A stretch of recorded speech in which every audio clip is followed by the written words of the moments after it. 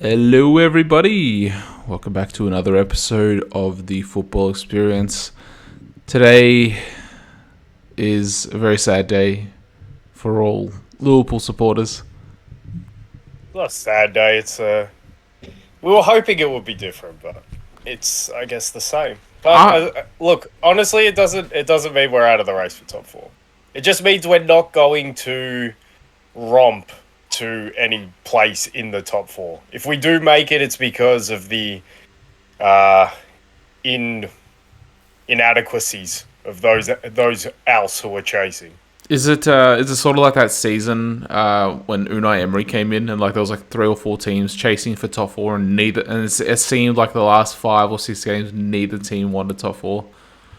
Yeah.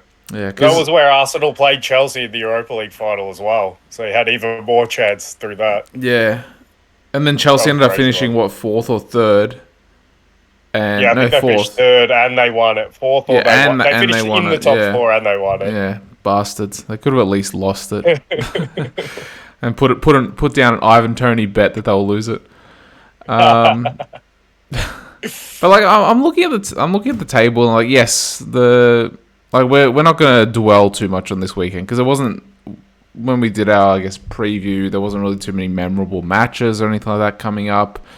But like Well, just looking at the stay. table. Yeah, look at it and say, were you going to stay on the top four? Wait, do I Because think that they'll make the top four?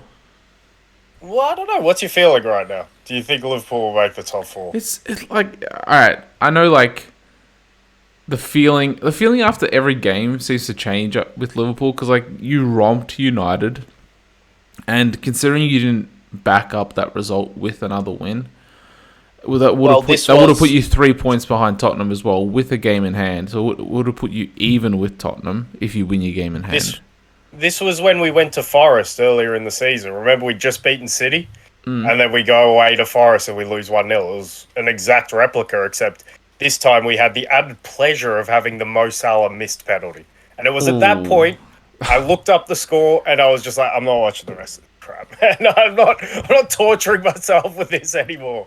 man, Oh that man. that yeah. Look, I'm not going to talk about missed penalties or anything like that. Like it happens. I'm curious if they show. I wasn't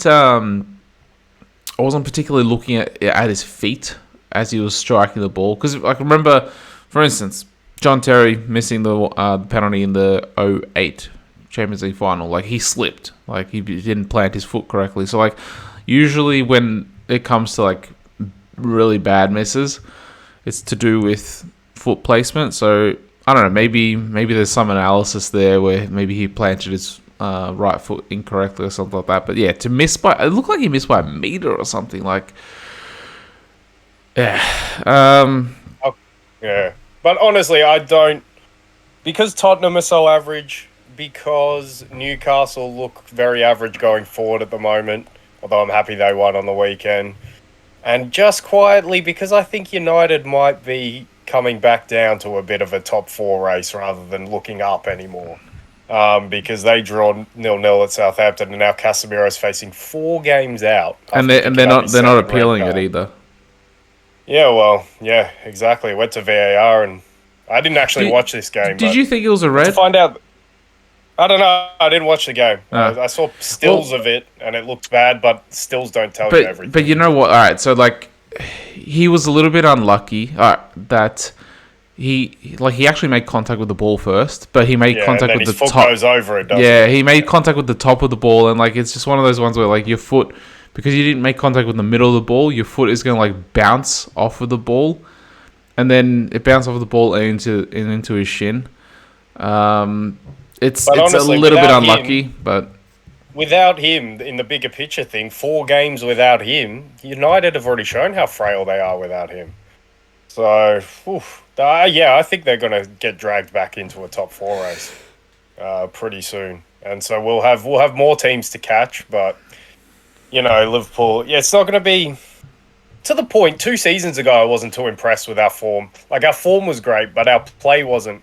It wasn't convincing coming down the stretch. How could it be when you have Reece Williams and Nat Phillips as your two centre backs for most games? And I don't know, we have the players. Virgil van Dijk, my God, man, in this game. If I revoke Son's world-class status, for this game alone, Van Dijk might have been revoked for his. But You he's you lucky know that there's what? not...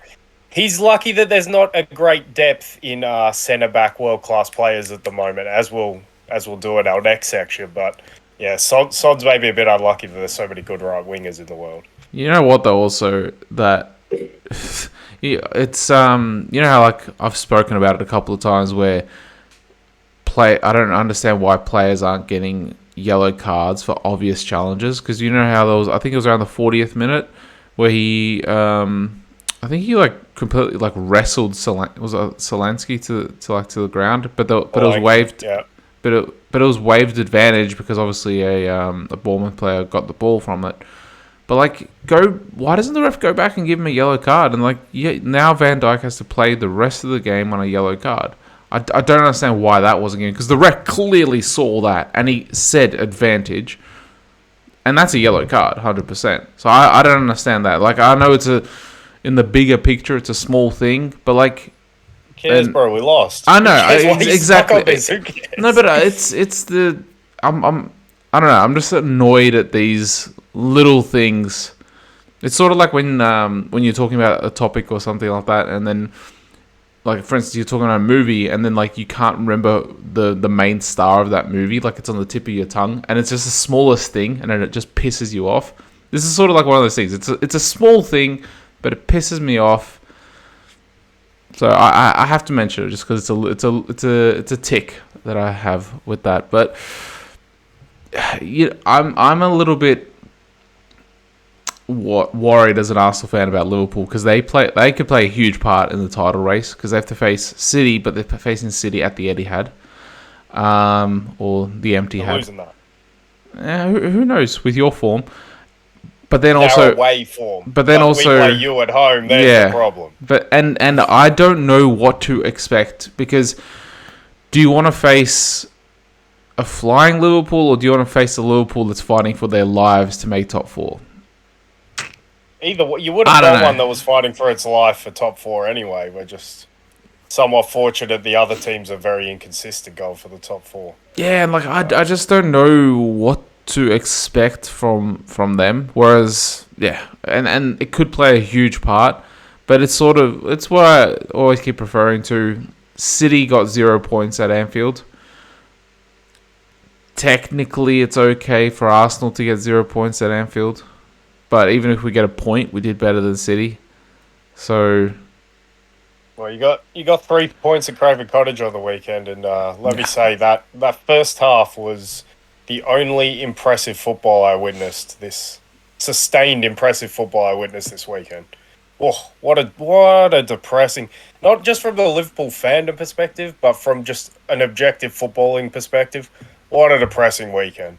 No marquee fixtures, no teams playing very well. It was just, thank God for Arsenal on the Sunday for giving us at least not even Napoli, but they did win 2-0 because their defense is amazing and they beat you any way you want. But they didn't play great in their game against Atalanta.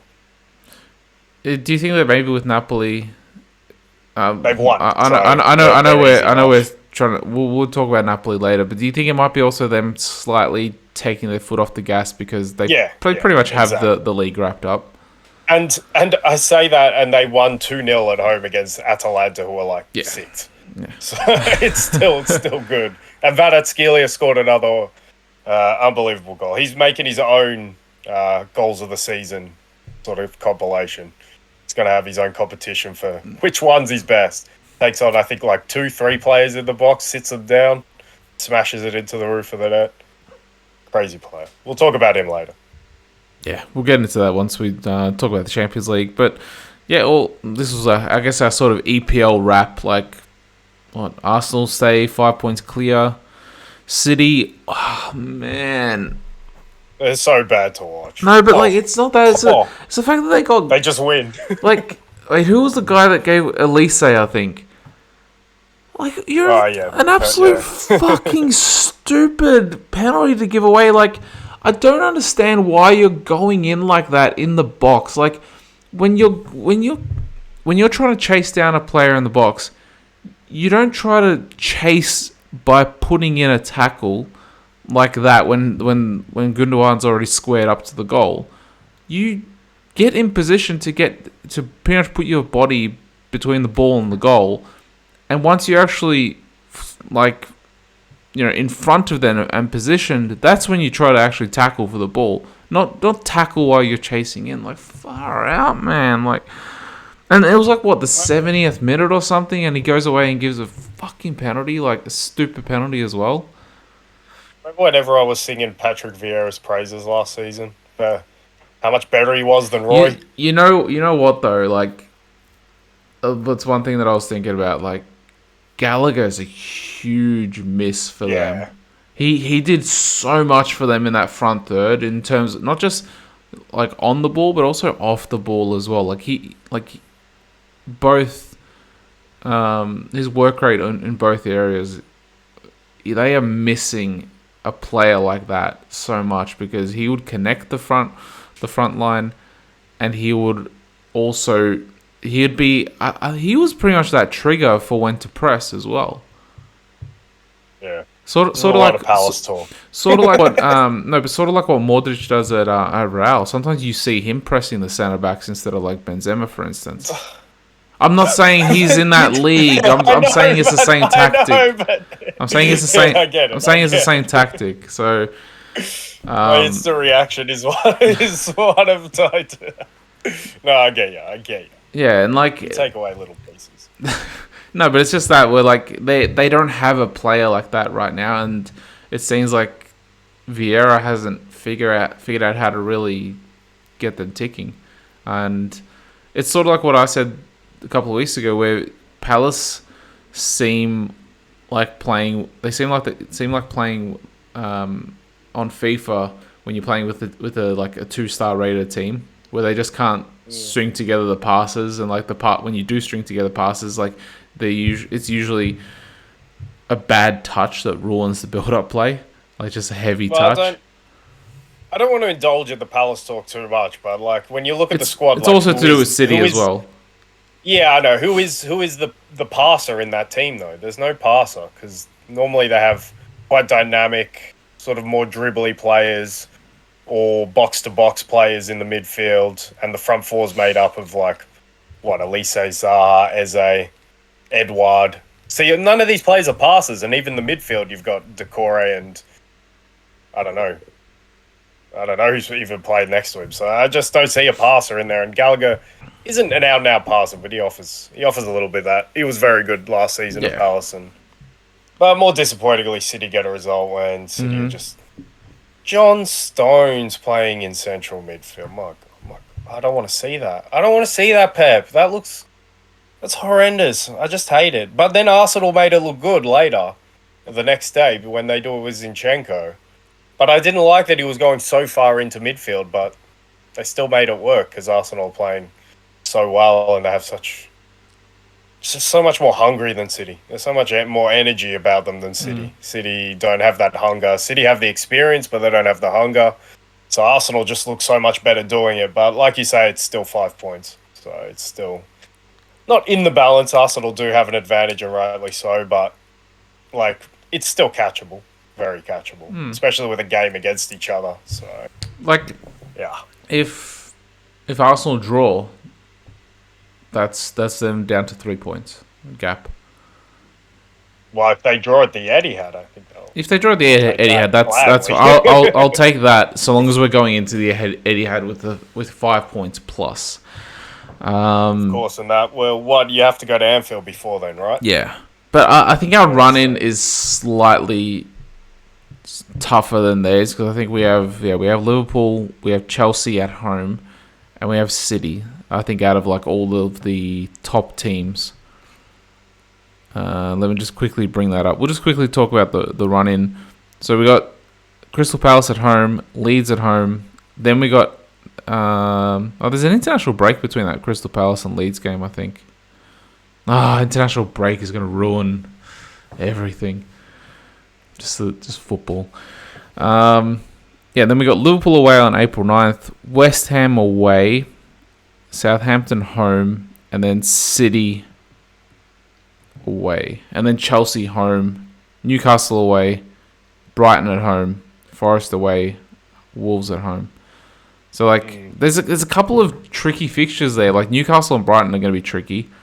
Chelsea Yep. can be tricky as well, especially by that time. Yeah. That's even more time that they like. I'd want to verse Chelsea now or last week than in April.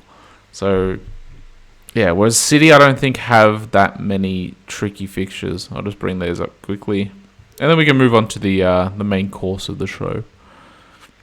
I'll do a little bit of Europe. There's a few storylines, not too Yeah. long.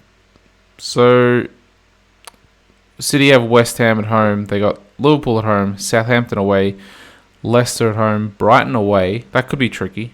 Because both of us have Brighton, I guess, but we got them at home at least. Then us, Fulham away, Leeds at home, Everton away. Oh, they have Chelsea as well. So Chelsea and Liverpool could actually play, but it's Chelsea at home, just like how we do, and Brentford away. So they have a couple of potential banana skins in Brentford, Chelsea, Everton, since at Goodison, and Brighton away. Obviously the Liverpool game as well. So they have some banana skins in there as well. Yeah, well, I don't see much difference in those fixtures. I Yeah. just think the main thing for Arsenal is throughout the pressure they need to keep. They need to keep the difference between the teams in terms of what I just said, in terms of them looking hungrier, looking more energetic, looking more intense. They need to keep that difference. If they can keep that difference, then the football will do all the talking, because they'll just beat teams like they beat Fulham in the first half on the weekend. So if they can just make sure that there's still that visible difference in the way they play football between themselves and City, they'll see out the job. But as the pressure intensifies, that will become harder to do. And then, obviously, with this being, I think it is the youngest squad in the Premier League, isn't it? I think it's second youngest behind Southampton, if I'm not mistaken. Yeah, that would make sense. Southampton have a bucket load of young players. But yeah, so that would be a remarkable feat in itself. But it leaves question marks, a little bit of a cloud over their head. It's like, wow, when the pressure gets ramped up, how hard, we saw it in like World Cup formats, how hard it is to play intense football when the pressure is ramped up like that. And then with the age combined, there's just that cloud. But I still have faith in Arsenal, and why not after the weekend? Well, the one shining light is also that Jesus is back. So exactly, yeah. That front three is actually going to start being able to be rotated. Saka can get a little bit of rest. Martinelli and Trossard have sort of been in and out while Nketiah was in the team. But now Nketiah's out, so I don't know when he's going to come back. But yeah, like in terms of like fitness, it's like we have players coming back, and like Reece Nelson's also he was gone for like 2-3 months as well. So yeah, like it's good that we're now going to be able to start rotating the team a little bit, which will help, because City do that as well. They always rotate their front three between Grealish, Haaland doesn't really get rotated, but like Grealish, Foden, Mahrez, Bernardo Silva sometimes comes into that front three if he's not playing in midfield. But like they have that luxury of rotating the front three. Now we're starting to get that luxury as well slowly. So it's going to be an interesting running. Hopefully City don't win a fifth title in just quickly, 6 years. Did you see the comedy moment of the weekend with Richarlison's goal and then his celebration at the start of the Tottenham Forest game? I actually didn't see his celebration. I didn't pay attention to it, but I saw that he scored, and then he got the shush and, and the hand to the ears. Oh man! And then I did like that one. Yeah, and then he gets ruled offside by like a couple of millimeters. Oh, it was nothing in it as well. He played all right in this game as well. Yeah, was it the same team that he scored against, and it was ruled, and he took his shirt off, got a yellow card, and then it was ruled offside? Oh, that was. I think it was Forest as well. Yeah, it might have been. You might be right. I think I heard that it was Forest, but I might be mistaken. But yeah. Well, from one title race to just quickly in Spain, man, I'm running out of hope that I think the best team. That's harsh to say, because here's where I landed after this weekend. Is there a best team in La Liga? Because Barcelona do their old trick. They go to Athletic Bilbao. They win 1-0, and they get an Iñaki Williams goal in the last minute ruled off or ruled out for a handball in the build-up, which no one, if there wasn't VAR, would have complained about ever back in the day, which we're just going back and re-refereeing games. But that's a different story. But yeah, they did it. Athletic Club hit the bar in this game, but they hang on without Araujo, and I don't know. I admire how solid they are, but I hate how lucky they are. Because Barcelona, there's no way they should have this defensive record with who they play, and I say it every week. But Real Madrid, they were 1-0 down. Vinny scores obviously the equaliser. We'll talk a bit more about him, and they win. But yeah, Barca managed to maintain the gap, and that was one of their last tricky away tests. Even though Athletic Club aren't very good at the moment. Yeah, but I'm just running out of hope. I think Real should win it. I think Real are better. I think the fixtures in February have somewhat killed Real as well. They had to do a lot of rotation there. We'll see if they could get some more continuity from here to the end of the season and put a run together. But yeah, that coupled with Mati's point last pod about Spain's lack of depth and your point about the run in. I don't know, Barca might just about have this thing. Yeah. Now, I'm still holding hope though. Like even there's El Clasico coming up this weekend, but even if they There lose is. that, And it's only yeah, 6 so points. that's the point. It's El Clasico, which is the big game, and then it's when Atletico go to Barca. That's Yeah. the other big one. I think those two fixtures are make or break, which I'm not breaking ground. But though because Atletico have been playing to a level that's as good as those two teams of late, with Antoine Griezmann back in the team. So yeah, there's three big teams in Spain. Atletico, like I said, have left it too late, but they still have challenges down the stretch. Yeah, that's the other storyline, and the other storyline is the top four race in Italy for me, which is just it's bananas, it's whack. Lazio only draw 0-0. Oh, who did they draw with? It's a shocking game. But they did their old Lazio. They're good defensively, and I love them for that. They're second best defense in I think second best outright now after Juve concede 2 goals with Sampdoria, but sometimes they just can't get anything going forward. Sergej Milinkovic-Savic, it's been a bit disappointing, and when we do our next segment, you might get a mention. But yeah, but then it turns out to be a good point because later Inter, of course, lose against Spezia. Daniele Maldini came back and he did his father proud to score against Inter and obviously lead that to or get the scoring going in that game to get them 2-1 down. But yeah, Inter so inconsistent, obviously. Roma, they lose at home to Sassuolo in a bonkers game. The red card is... Oh, I hate this because what happens in this red card is there's an incident where Berardi sort of leaves his foot in the groin area of Kumbula, and then Kumbula kicks Berardi. There's no doubt Kumbula needs to be sent off. He just kicks him after that. But the VAR shows the referee only the bit where Kumbula kicks him. He doesn't show the bit where Berardi leaves his foot around his groin. So I'm like, what are you doing there? Why have you not shown the There's whole no thing? context. I think both... Yeah, there's no context. I think both should have been sent off, and that was... And what also eked me about it was not only was that given as a red card, which rightly so it should have at least been that red card, but it should have been for both, but then a penalty was given. I didn't know you get penalties for off-the-ball incidences like that. I was very surprised. I didn't understand that completely. Maybe because the ball was still in play, it's given as a penalty, but if that's the rule, I don't think that should be the rule. I don't think you should get a penalty as well for that.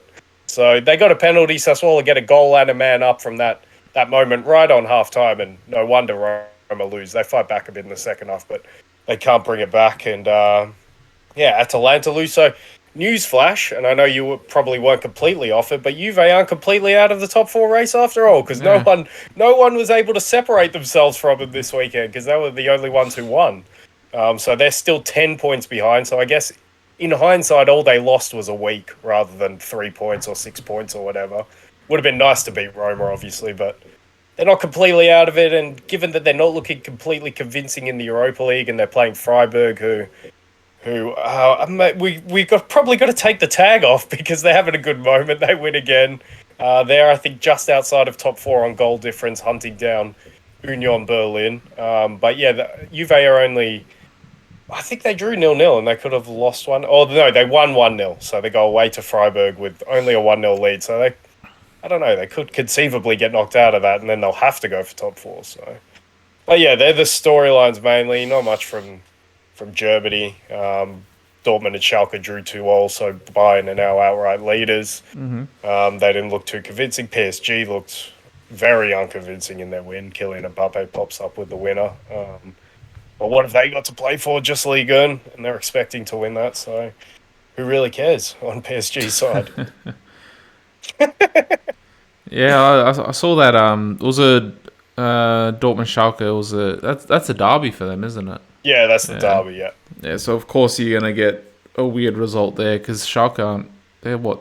No, it's because it's Dortmund, man. That's why you're gonna get a weird result. They're just man. If you watch their games, Schalke are gonna get relegated as well. Far out. Well, they've found form actually in recent weeks. It was much. Their situation was much worse about a month ago. Huh. And Hoffenheim as well aren't doing great. They at one point after like 10 games or 8 games, they were like 4th in the table. Hoffenheim. They have slipped right off. But yeah. Yeah, they're dead. And cheeky other thing. Maybe Leverkusen could go on a little run in the Europa League. They're a little bit too far off. Maybe they'll get European places, but they're too far off for Champions League, and they're too inconsistent in the Bundesliga. But they got some nice pieces, some good players, and I don't know. There's better teams than them, but Europa League tosses up weird results sometimes. Yeah, I don't know. It could be interesting, and since it's a knockout competition, like anything can really happen. Like, well, we had Porto Monaco in 03, so 03 04, yeah. Yeah, 03 or 4, yeah. So yeah, anything can really happen in a knockout competition. But is that a little wrap up of around? Let's get into the main stuff. The main stuff. And Caleb, you suggested that we do a team of the season or teams of the season so far.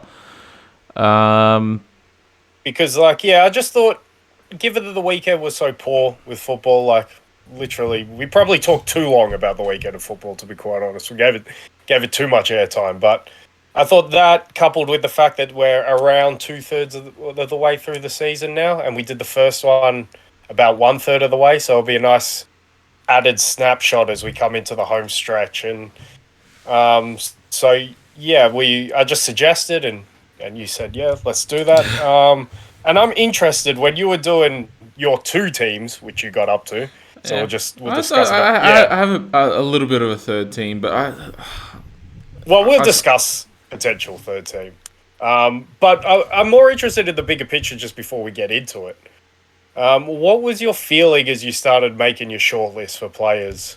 What were you thinking as you started making that shortlist and you started going through it? Was there anything that popped out to you? Any main points from when you did that exercise? Well, I was firstly thinking, do I base any World Cup performances here?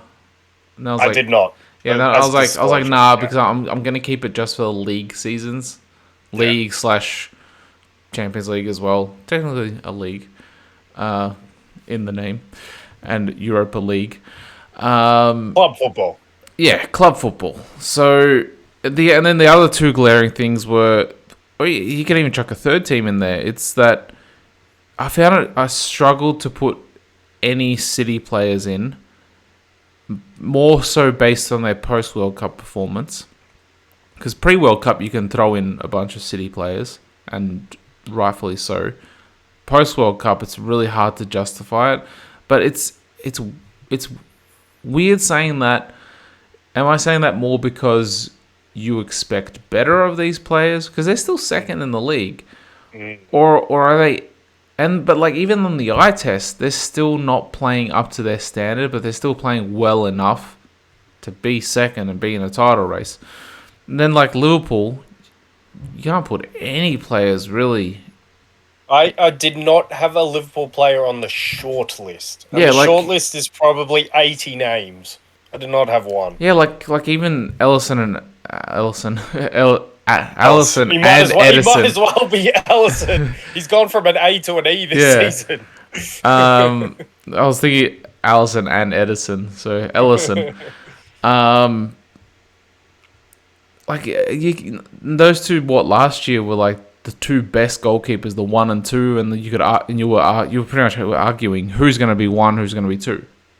Well, I didn't have for a lot Edison of too, as disclosure. I've never rated him that. a lot of people But did have he was him. still quite good last season. Yeah, like a lot of people did have him as 2. Chelsea as well. Who do you put in from Chelsea? Last year you could have put in a couple Thiago players. Silva's the only one who made. Oh, and Enzo, I guess, because he transferred there. He still made my shortlist. Yeah, like But he didn't make those it. two. So it was a little bit Fast. harder. It was a little bit harder. Yeah. Um, I agree. I agree with that theme because as I'm making my shortlist as well, I'm going through the locks and there's not that many locks that I've got in there, and then I'm starting to like think a little bit more outside of boxes. There's arguments against most of the players, and most of the players we probably expect to be up there aren't really up there, and I guess looking forward as well as like as you do a big picture of doing the exercise, but looking forward, I think between this team and the actual teams at the end of the season, I think in this period we'll have the most change between the teams because I don't think my team's changed that much from when I did them at the start of the season. I'm not doing like the second, third. I'm doing still the whole season and taking everything into account. yeah, that me So too. I don't think they change. Yeah, I don't think they changed that much, and I think the point on the World Cup, weird season. I think maybe that's why we haven't seen these big players come to the boil. It's interesting looking forward. Will they have the energy to rise to the occasion when these moments become bigger down the stretch in the season when you're fighting for these trophies? Or will we just continue to see more of the same and this weird season sort of finishes how it's been played out and we don't get these upticks from these players and teams that we expect the upticks from. So I don't know. The more I see it, the more I'm more inclined to say I don't think those players will have the energy to rise to the occasion. And I think even if they do get their energy, for some of them it might be too late.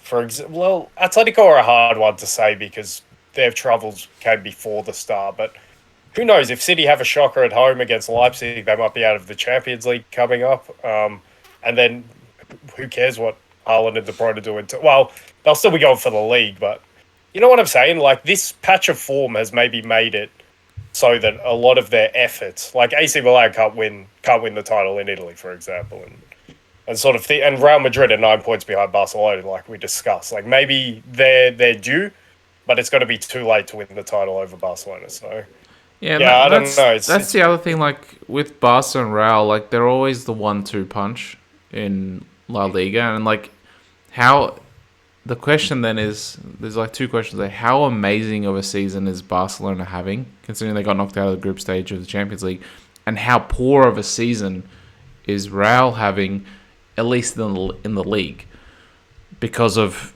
I'd argue, fixture congestion, because they sort of faltered. They did open up the gap slightly. I think, was it just before the World Cup? It was at least a 3 or 4 point gap, I think, going into the World Cup. So they slightly already opened the door then, and then they opened it up even more now when they around the time that they went away to the Club World Cup. Yeah, exactly. For me, I think they've had equally as good or as bad a seasons as each other.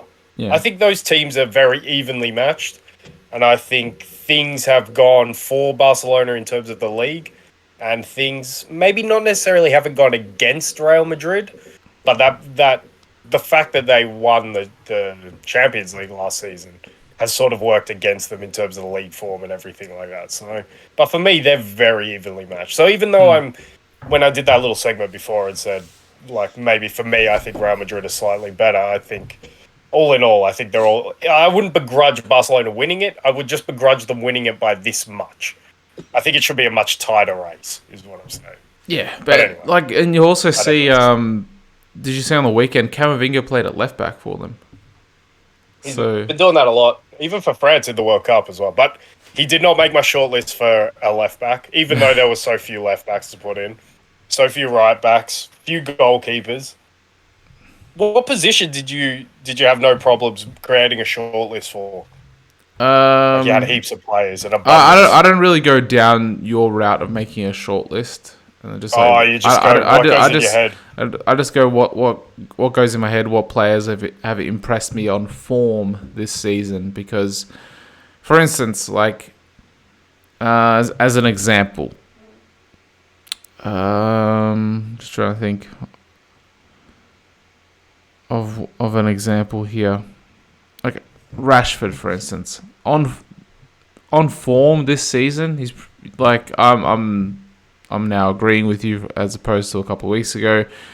He keeps on proving it every week. It seems that he's pretty much one of the best forward players around Europe at the moment on form. But then you can't say that overall he's better than Mbappe. We have that's such an interesting one. I think to contextualize this, maybe even during the international break, we need to come up with, because we're going to do this now, and I agree with how you did it because that's exactly how I did. It's on what you've done this season. It's not what you've done during your career. But I think if we did a starting 11 of players, just say like that old basketball one, like yeah, you have one match to play against the aliens. Pick your team, pick your starting 11 to save the fate of the planet. I think that's a completely different question. I think maybe that'll be an interesting one to do in itself.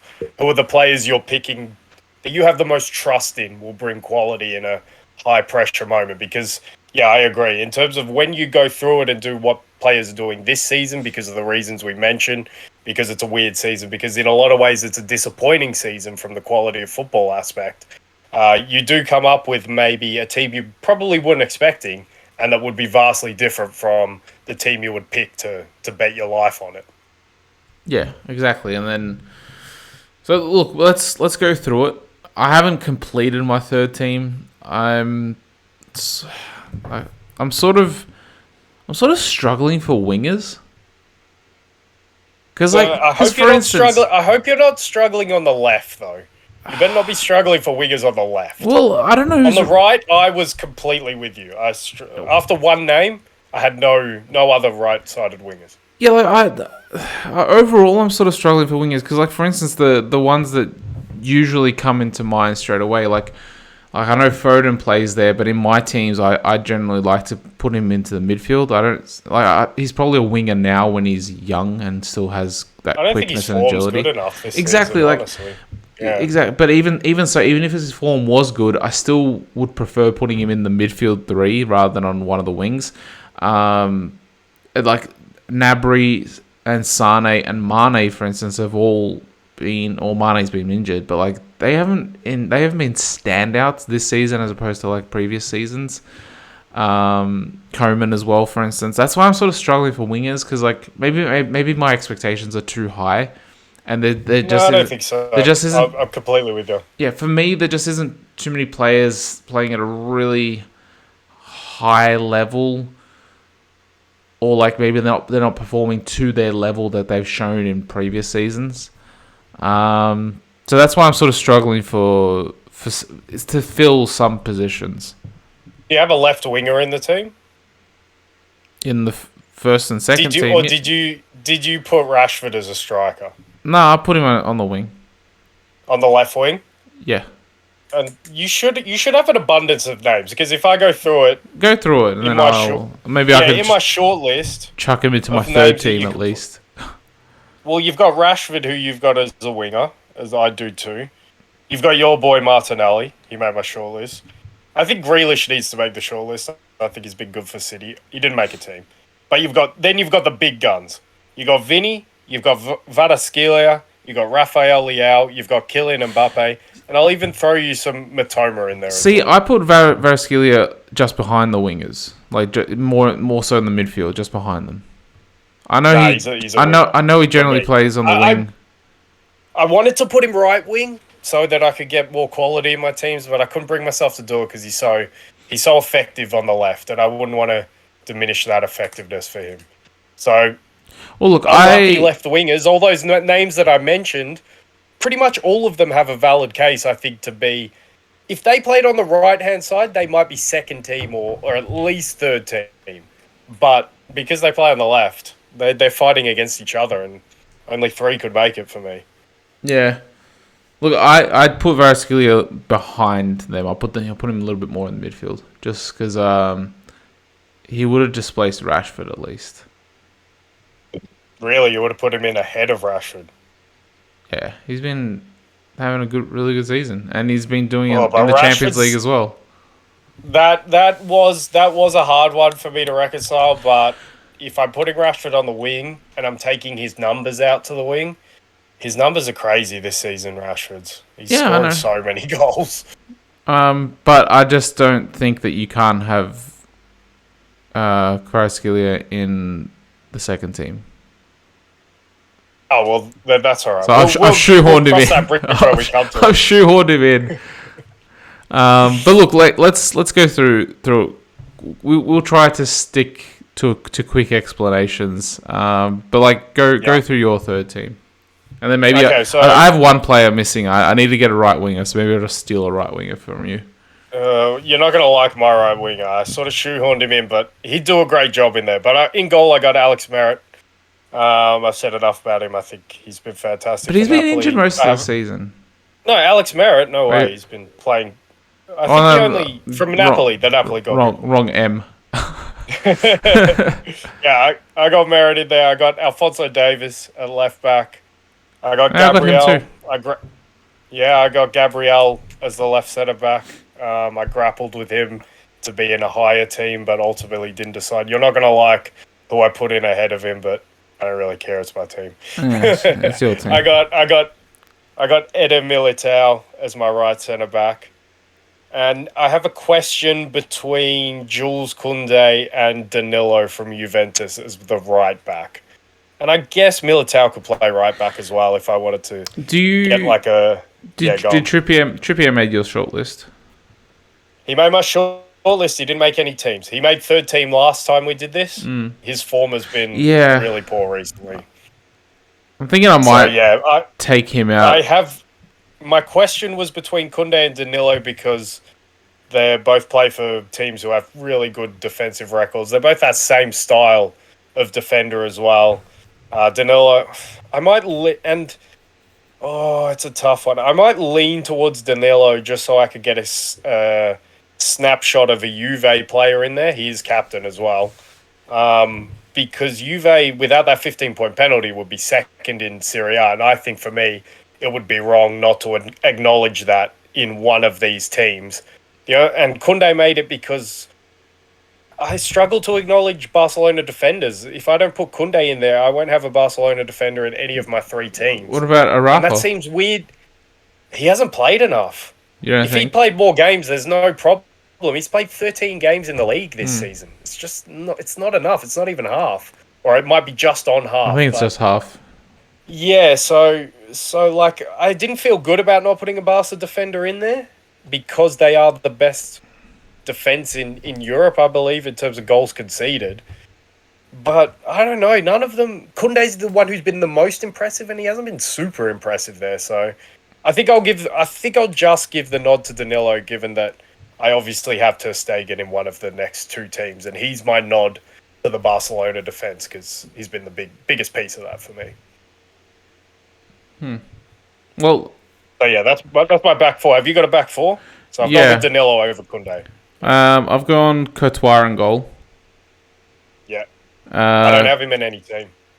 No, that's fine. I've gone Koundé at right back. I did have Trippier there, but you're right. Like he's fallen off, and that's also to do with Newcastle's. Well, they went I think 6 games without winning before they finally won on the weekend.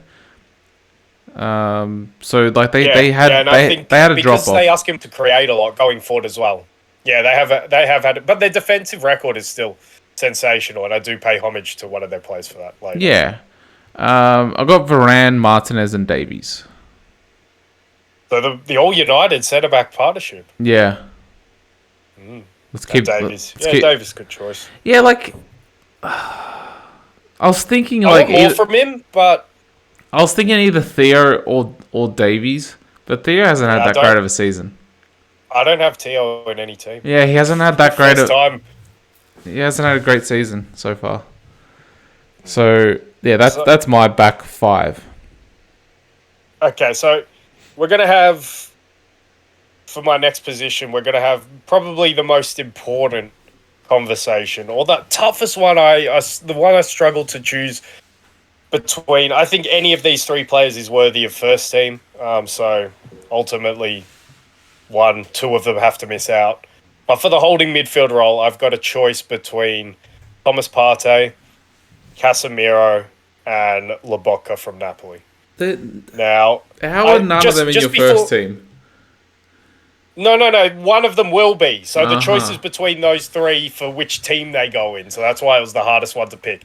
Now, they were easily the three standout. Well, not easily, but I want to give a shout out to Joshua Kimmich, who I think's had a really good season, but doesn't get into that class. And I also want to shout out Cristante from Roma, because I think he's turned into a fantastic presence in the midfield, and he'd be good for the Premier League, but kind of hope he stays at Roma and they build something there. But yeah, when I went into doing the shortlist, I thought, yeah, Cristante will probably get a spot in one of the teams.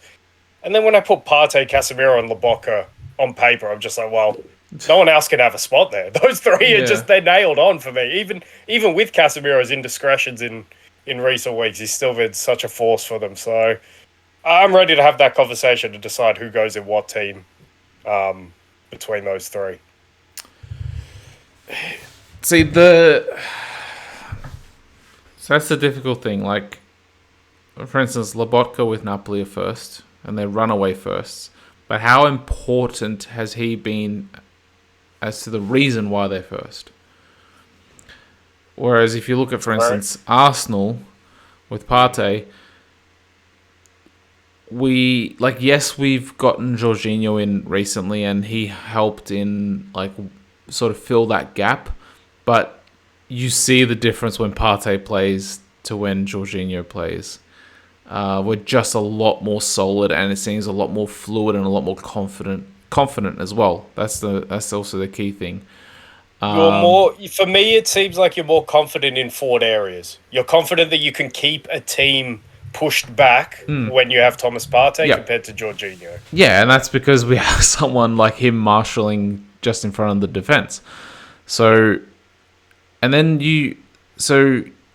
that's also the other thing, that you've seen with Arsenal compared to United with and without Casemiro. I think that with United, how much off of a cliff do they fall off when Casemiro isn't there compared to Arsenal? We'll find out over the next month. But he was out for 3 games a couple of weeks ago. Yeah, and they got some sketchy results. Remember, they were dominated by Leicester in that first half of that game, and they were sort of clawing through. I think, in terms of the importance argument, I think Casemiro is the most important out of the three to his team. But the thing that has dragged him back down to the discussion with the others, I think I'm ready to put Lobotka third team for that reason that you said. Because when I look at Napoli, I think he's probably he might even be the 5th most important player to that success. But he's the most pleasing out of all three on the eye, I think, in terms of his technique, in terms of the way he dictates the play. He reads danger as well. He's just not as big a presence, but he's so intelligent. He's always there. So it's a tough choice, but I think you've swayed me to put him third team out of the three. Now, if we're talking about the other two, the thing that's dragged Casemiro back down are these 2 red cards in recent weeks. If he didn't have these on his resume for this season, I think I'd comfortably put him first team, and then maybe not comfortably. We'll discuss that later, but I'd probably put him first team. Now, you know what? It's got to be Partey, it's got to be Casemiro second team, and it's got to be Lobotka third team. That's the decision I've covered. I think that should be right, because look, at the end of the day, Arsenal are first, and they are, and more of a reason why they are first is because of Partey than what more of a reason why Napoli are first because of Lobotka. I agree with that one, but then the Casemiro one's a question. But first and third are very different. Yeah. Look, I've gone for a slightly different approach with my midfield 3, at least for the third team, and I want this it's more of like I guess a sort of fantasy 3 and more of a passing of the torch 3. It's do you know that that picture of the Ninja Turtles where like Splinter's in the middle and like he's like a young rat and he has a little the little turtles around and then like you got Luka Modric in there. Yep, and then the other two. And then have you got both Gavi and Pedri? You've got Musiala and Pedri. Musiala and Bellingham. Oh, Bellingham.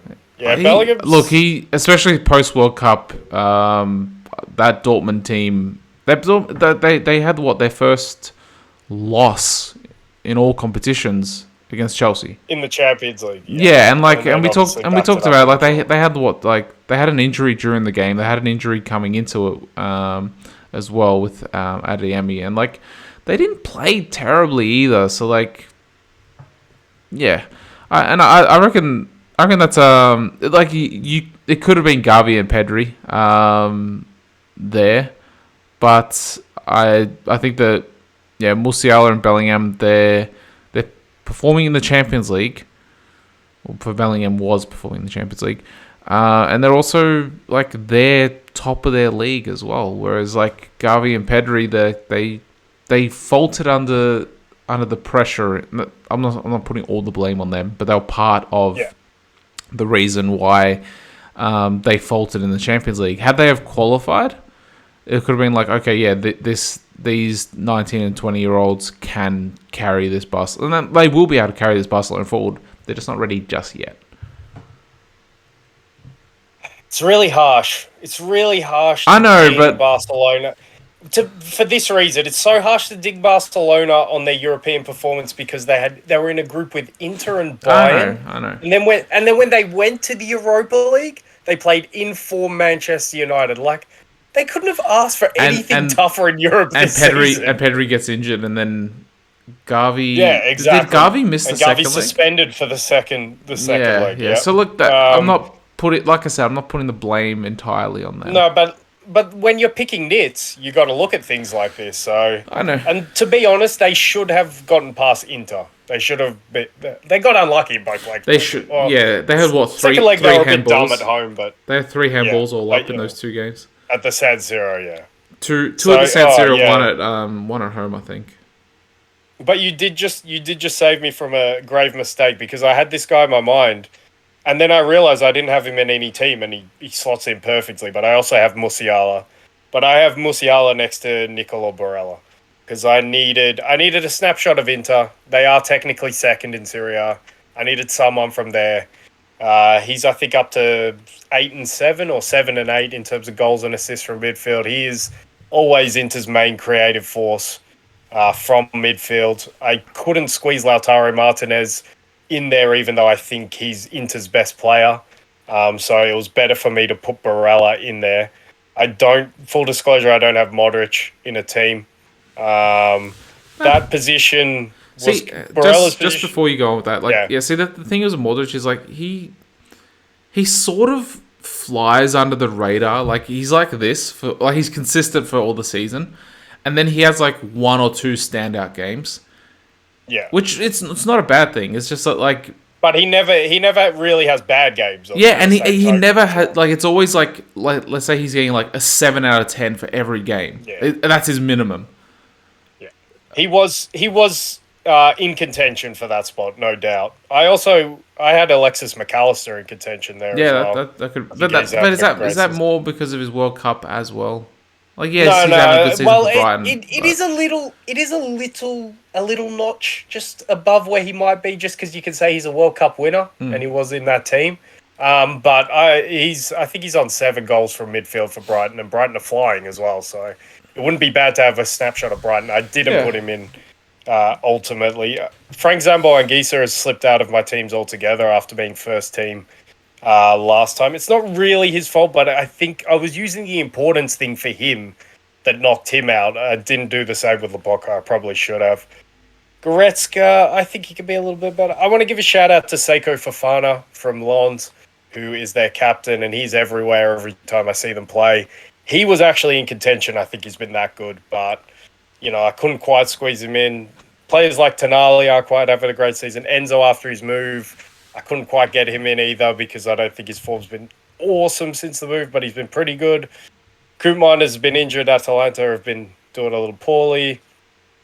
Yeah, so really, Xhaka, I think, has gone off the boil a little bit in recent weeks as well for me. He hasn't been terrible, but he hasn't been popping up with goals. Yeah, like if he I kept agree. on, he had that good chance against Fulham on the weekend. yeah, as well, if he kept on scoring, like I think he has 3 goals and that's it. If he had maybe 8, then you'd probably put him in. Yeah, definitely. And for my front line, I have. Okay, here's my other quest. I'll give you my right winger first. And Give me. Let's see. Give me. I'll give you the right. I have Randall Koulibaly on my right wing. I know technically he plays up front for Eintracht, but he's so fluid between those front 3 positions. And honestly, the right wing depth is so poor that for me, he's the best candidate for that third team anyway. He's into double figures for assists and goals in the league. Unfortunately, he's ruled out of the upcoming Champions League second leg against Napoli, but I think he's having a fantastic season. I'm a bit disappointed that Eintracht aren't closer to top 4 and they've gone off the boil a bit in recent weeks. So that leaves a little bit of a sour taste, and that's why I say this position for me is the weakest one and the hardest one, but because of players' strengths in other positions, I had to go 4-3-3 for every team. I didn't feel like a 3-4-3 or something like that. So yeah, I've gone with Koulibaly as the right winger. Up front, I'll let you digest this one as well before we have the last discussion, but I have Erling Haaland in my third team. Really? He's dropped from first to third. I know he's dropped off post World Cup. It's harsh, man. But harsh. He still has 27 goals in the league. Or is it 28 now? And let me say this as well. I don't have Karim Benzema in a team. I don't have him either. Martinez in a team. And I don't have Robert Lewandowski in a team. Me neither. So it's harsh. That's how harsh I'm judging them. And for me, because of that drop-off, because he just hasn't looked good for City post-World Cup, has he? Like, I haven't been... He hasn't... It's not the... He hasn't shown that form of... He had like 20 before the World Cup, was it? Yeah, he's up to 26, 27 now. So is that 28? Because he scored the pen. I thought he was on 27 going into this weekend. Yeah, it might be 28 there, but so...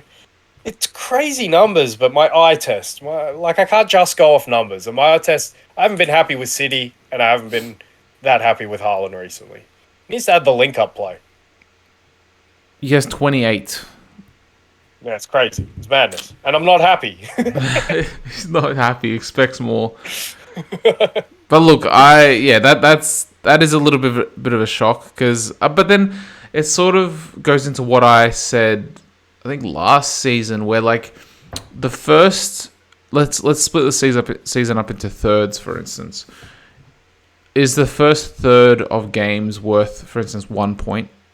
The second third of games 1.5 points, and then the last third 2 points based on importance, or is it all 1 point, for instance? I think it's 1 point for the first 2/3, and then depending on your team situation, it could be 2 points towards the end. That's why I said at the start that I expect there to be the greatest movement between this third of the season to when our teams are announced at the end of the season. Yeah. Because the games become bigger, the stakes become bigger, and then we get to see who folds and who shines. Yeah, it's an interesting one. Do you want me to complete the left wing, and that completes my third team? And you already said Haaland down the middle. Yep, go on. Yeah. All right, so it's a conversation between Kvaratskhelia and Vidi Jr. Really? I can't believe one of these has to be third team for me. Yeah. Wait, who's in your second team then? Well, one of those. It's one of them, and then it's... Yeah. So the holding midfield. Okay. Kvaratskhelia, I believe, has hit double figures in both goals and assists this season. He has to go second team then, because Vinny he hasn't shown exactly the form of the last season. He's sort of dropped off. Here's my argument for Vinny. It's the importance argument. Vinny is Real Madrid's most important player this season. Now, whether that would be the case if Karim Benzema was fully fit, I doubt it, but he isn't, so he has become And I don't think Benzema, if he gets like fit for next season, he's always got the age tag over him. So I think from here on out, Vinny will be the most important for Real Madrid until they get Kylian Mbappe. But at this point, he is. He's scored important goals. Like I said, they were 1-0 down on the weekend. He scores the equaliser. They're 2-0 down at Anfield. He scores the first 2 goals to get them back into the game. He just pops up with the most important goals. He is a target of every opposition's attention. I'm not saying Kvaratskhelia isn't, but Kvaratskhelia isn't as important to Napoli as Vinny is to Real Madrid. So numbers-wise, yes, Kvaratskhelia gets in, but I've just felt that Vinny's contributions have been more important. Whether that's enough for me to put him above Varda, I'm not sure, but that's why I'm at this conundrum between the two. Also, Benzema's been out for longer than what Osimhen has been out for. So like Exactly. that link up between the two. Yeah, that was. I think even coming into the pod, ultimately, I think I decided I'm leaning more to Kvaratskhelia because of that reason. We have seen both of them have to carry when the striker has been out. Now, Vinny admittedly has have to do it, look, to your point, for longer, I think, than Vadat has. But Vadat has done it, and he did it very well when Osimhen was out. So, yeah, I think Vinny gets into my third team for me then, and Vadat stays second team. So that's my... Do you want me to do the third team, recap it? Recap it. Oh well, I need to give you my my 3. Oh yeah, and then we'll just do it at the end. Yeah, you give me the 3 up front. Well, I'm going to take your Colomwani one for the right wing because honestly, there hasn't really been that many that have impressed me. Because like for instance, Mahrez, he hasn't played at all really, especially post World Cup. Yeah. He's barely played. The Foden point was good as well. If City go on to win things and Phil Foden continues the form he's starting to show, then he could easily still even second team on the right hand side. Because like it's interesting that Pep hasn't played him at all up until like the last 2 or 3 weeks. Yeah, so he might be tired. However, I think that it might be to do with timing. But I heard that apparently Foden was carrying a little bit of a knock as well, so he didn't want to risk him, which is understandable. Yeah. And I've gone Kane up front for my third team, and Martinelli on the left. Because I just checked the stats, and Martinelli has 12 goals. He's sitting 5th in the league right now. Yeah. So he's been good recent weeks as the fluid frontman as well. Yeah, and I think they only show the top 5 assists here on Google. But I think he has a couple of assists as well. I think he has like 5 or 6 assists as well. I'm good with that, especially after you've told me you've done some finagling to fit Kvaratskhelia in somewhere different in one of your next 2 teams. I'm fine with that then, but... Yeah. So I'm guessing... Now, my guess before we recap these teams, the third teams, is that you don't have Kylian Mbappe in any team. I do. Oh, you do? I think he's been good enough to... but I haven't put him in his... I put him on the right rather than the left. Okay, that's fine, and I was tempted to do that, but I don't have Kylian Mbappe in any team, and I think he's been it's madness. He's been good enough, especially post World Cup. He's sort of carried this team. He was injured for a bit and needed a break though as well. Yeah, so and I dinged him on that to no fault of his own, but look. Yeah, I put him in. I put him in though because he just became PSG's all-time leading goal scorer as well. I know, man. I don't feel good about it. I think he's the best player in the world, and I don't have him in any three. See, that's to my point earlier, where like Rashford as well. Like for instance, like his form has been better than Mbappe's, but Mbappe's still a better player. Yeah, absolutely. But I still think Mbappe's been good enough to play at least second team. That's completely fair. So I have Alex Merida goal, Alphonso Davies left back, Gabriel left centre back, Militao right centre back, Danilo from Juve right back, Lobotka holding, Musiala and Barella in front of him in the central midfield positions, Colomwani on the right, Haaland up front, Vinny Jr. on the left. Alright, and mine is Courtois in goal, Koundé on the right, Varane and Martinez in centre back, Davies on the left, Musiala, Modric, and Bellingham in a fluid three in the midfield. I think any of them could play like defensive mid at times. So I didn't go for maybe not Musiala, but definitely the other two. Yeah, but so exactly, I didn't go for a traditional defensive mid. Colomwani, Kane, and Martinelli in the front three positions. Pretty similar then. Yeah. All right, I'll give you my back five for the second team. Ooh, one of them I'm pretty sure you're not going to like. Two of them you are going to like. Okay, I have Ivan Provedel in goal from Lazio. I needed to honour Lazio's defence. Like I said, he's the one who was testing Alex Merritt as best goalkeeper in Serie A. I've put him slightly above him for now. Alex Merritt is still playing for the Champions League and should win a title, so he can still overtake him. But Ivan Provedel's been fantastic this season. Lazio have the second best defence in the league, and yeah, it's probably their calling card and why I think they're the second best team in Italy, even though the table doesn't quite say it yet.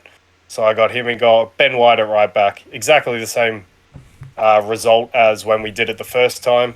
Saliba is the centre back. He's dropped from first team to second team. I have Ruben Diaz as one of the centre backs. He's barely played. He's played 20 games. I think he's played 19 games for the season, and I think City have the second in all best competitions or in the Premier League. in the Premier League. 19 in the Premier League. City have an identical goals against as Arsenal. And I think in recent weeks when he's come back into the team, for me, that City defence has looked infinitely better. So for his importance, he has just played enough to scrape in. For example, Ronald Araujo, I couldn't put into the team again because he didn't play enough. But I think Diaz just enough. I think he's one of the world's best. So, and I think if there was stronger competition, he wouldn't be there, but I do have him. And at this point of the season, I still have Reinildo as my left back. I know he just got injured and he's out for 8 months, but at the 2/3 mark, and who knows, like with the lack of quality being shown at left back at times. I mean, Luke Shaw didn't make a team and he's been good, but that Anfield performance left a sour taste in my mouth. It's one game. But yeah, wow, it was a bad game. Yeah. But yeah, Reinildo's still there for me. So if I don't think he'll still be there by the end of the season, but at this point of the season, I think he's been fantastic. Still there. Well, I have De Gea in goal, Di Lorenzo right back, Saliba and Araujo centre backs. See, Saliba I've mentioned it, post World Cup he's been the second best centre back in the Arsenal team. So I've dinged him down into the second team. Araujo, I know that, like you said, he hasn't played too many games, but like he still steams like a force when he plays. He's so good. And he's so good. So and like that's the thing when he's played, and I think it's more to do with Xavi still trying to figure out his best 11, or in this case his best back five. So once he does figure that out, I think like. I don't know if maybe he's been carrying a couple of knocks or injuries as well. I haven't been following it too closely, but that could be another reason why he hasn't played consistently. And I got Shaw at left back. And I know you mentioned the Liverpool performance, but like just pushing that one aside for a moment as like a one-off.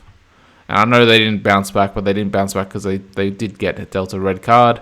But yeah, I think he's been very good for United. Absolutely, I agree. He's been very good when he's played, but I ding him.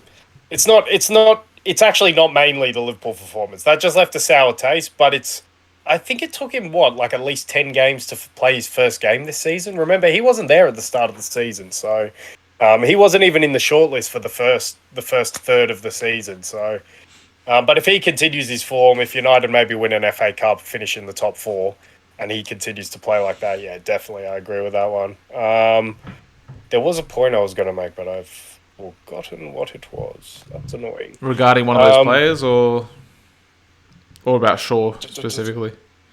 No, it was before Shaw. Who was? Oh yeah, Araujo. Yeah. Oh man. Anyway, it doesn't matter. He's really good. That's all we need to know. Yeah. But there's no arguments there, right? Really? No, who'd you... Di Lorenzo at right back. Yeah. We might have arguments when we get to your right back in the first team, but that's... We'll leave that for later. So I already had Casemiro at holding midfield. In front of there, I have Pedri and Odegaard. I still have Pedri because I still think Barcelona are top of the league by 9 points.